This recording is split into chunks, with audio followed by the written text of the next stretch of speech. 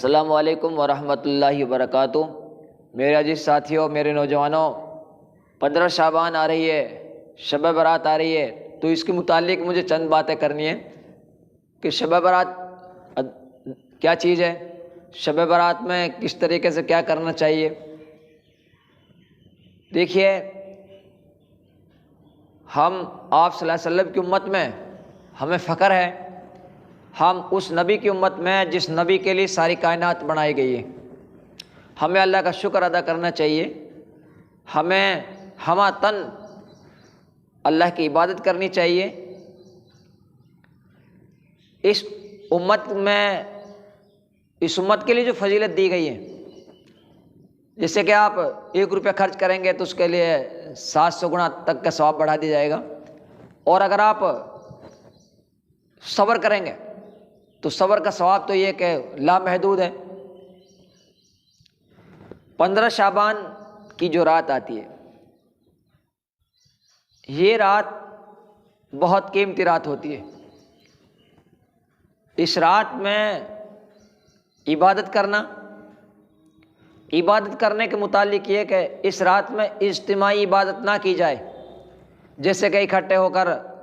صلاۃ التسبیح کی نماز پڑھیں یا پوری رات میں اکٹھے بیٹھ کے گپ سپ کی باتیں کریں، ایسا کچھ نہیں ہے۔ اس رات میں جو نفل نماز پڑھیں وہ گھر میں پڑھیں، اپنے گھر پر رہیں۔ آپ صلی اللہ علیہ وسلم سنت گھر پہ پڑھ کے آتے تھے، نفل بھی گھر پہ جا کر پڑھتے تھے۔ مسجد میں 2 رکعت عشاء کی نماز پڑھیں، اس کے بعد نوافلوں کو اپنے گھر میں پڑھیں، اپنے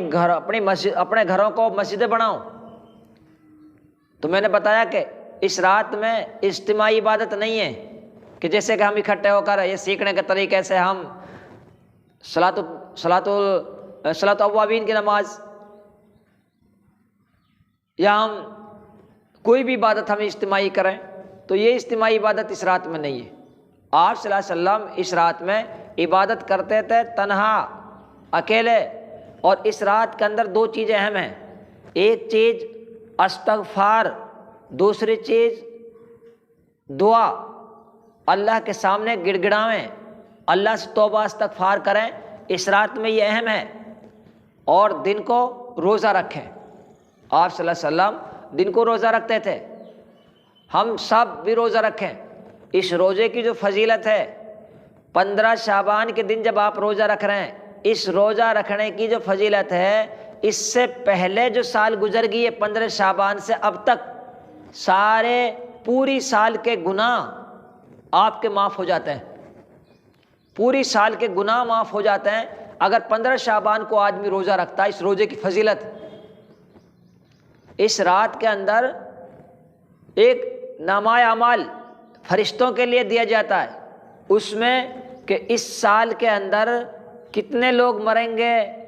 کہاں پر بارش ہوگی، کہاں پر کون کتنا کمائے گا، کون جیے گا، کون مرے گا، کہاں پر جنگیں ہوں گے، کہاں پر امن ہوگا۔ یہ سارا سسٹم پوری رات میں ایک رجسٹر بن کر تیار ہو جاتا ہے۔ اوپر ایک مردوں کی فہرست میں ہم سب شمار ہیں، یہاں پر ہم ہیرا پھیری کر رہے ہیں، اوپر ہمارا نام مردوں کی فہرست میں آ چکا ہے، یہاں پر ہم اولیکس، ٹٹلو باز، ہیرا پھیری کا دھندا ہم کر رہے ہیں۔ اس رات میں تو یہ کہ ہم اللہ کے سامنے ہم جھکے ہوئے ہوں، ہم توبہ کر رہے ہوں، جب ہمارا وہاں لسٹ بن رہی ہو، اس لسٹ کے اندر ہمارا نام دیا جا رہا ہو، تو یہاں پر ہم اللہ کے سامنے سجدہ کر رہے ہوں، اس میں جب وہاں پر نام لکھا جا رہا ہو تو ہم یہاں پر قرآن کی تلاوت کر رہے ہوں،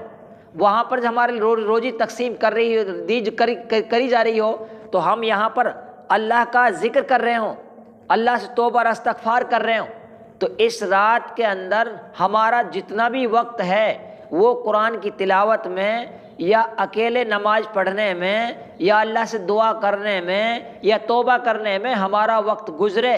نہ کہ اجتماعی عبادت نہ کریں، اجتماعی اکٹھے ہو کر گپ سپ کی باتیں نہ کریں، اور قرآن کی تلاوت، دعا، استغفار، ان میں ہماری پوری رات گزرے، اور صبح کے وقت ہم کل جو آنے والا جو دن ہے اس کے لیے ہم روزہ رکھیں۔ اس روزے کی جو میں نے فضیلت بتائی کہ اس روزے کی فضیلت یہ ہے، اس 15 شعبان سے اور جو پچھلے جو پوری سال گزر گئی ہے اس پوری سال کے اندر جو گناہ ہوئے ہیں ان سارے گناہوں کو اللہ معاف فرما دیتے ہیں۔ بس ہم یہ سبھی کریں اور اللہ سے زیادہ توبہ استغفار کریں، اور جو دنیا سے جا چکے ہیں ان کے لیے ہم ایصال ثواب، ان کے لیے کل کلام پڑھیں ان کے لیے، اور اپنی زندگی بدلنے کی ہم فکر